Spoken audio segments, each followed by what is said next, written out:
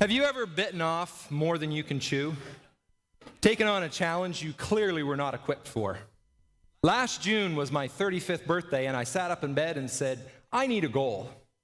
I think I'll run a marathon. Not only was it my first marathon, it was actually my first ever organized race. There came a point in that race when absolutely everything in my body hurt. And when I had the thought, this is pretty good because I don't think it's possible for anything else to hurt, that's when something else started to hurt.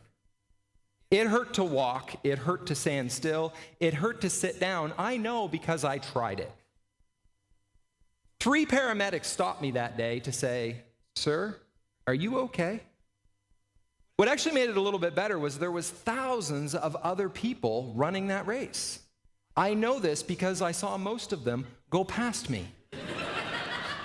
The short ones, the tall ones, people who looked like it hurt them to walk because their posture was so bad, they ran by. But one of the nice things that keeps you going in a challenge like that is the signs that people have. People have these clever signs like, worst parade ever.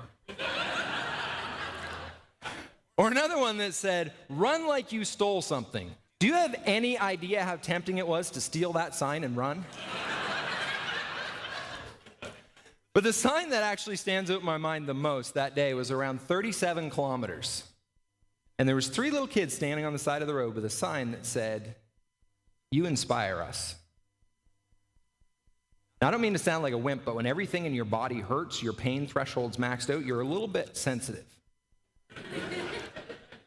The thoughts of going home to tell my kids, one of which is here tonight, that dad didn't finish, that thought hurt far more than anything in my body ever could have hurt. And it was mind over matter that finished. And the result was I finished in 5 hours, 27 minutes, and 48 seconds.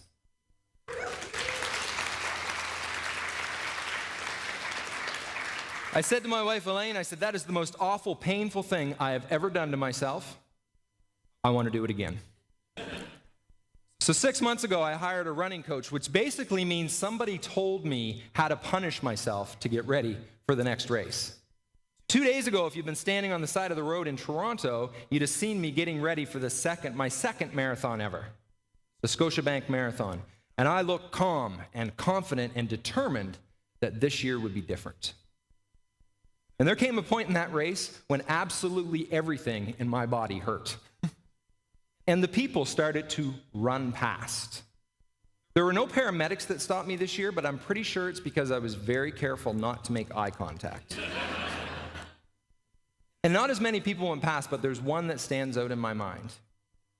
She was a lady in her late 50s, and she was pushing a 3-wheeled buggy that had her teenage developmentally challenged daughter in it. And she ran past me going up a hill.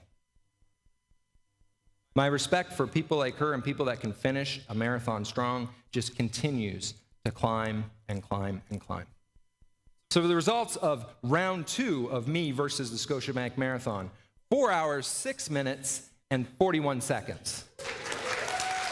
And if you are inspired to apply duocracy and get out there and run, whether you want to run a marathon or one of the local 10Ks, 5Ks, or even if you want to walk around the block, always remember that no matter how slow you are moving, you are lapping everyone on the coach.